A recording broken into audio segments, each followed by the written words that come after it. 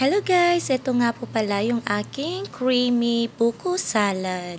Ganito po pala ako gumawa ng aking buko salad.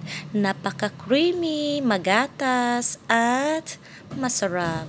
Tignan nyo naman po, ang dami pong rekado. At saka nga po pala itong nyog po na kinayod ko po, bagong pitas. At sobrang tamis. Tignan nyo naman po.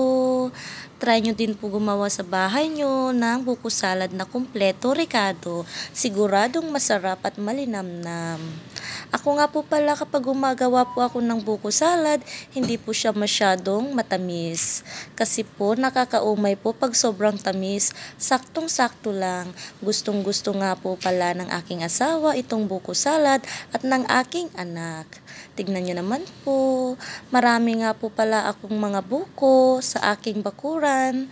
At ayan po, kapag may mga buko na po na ready, ginagawa ko po.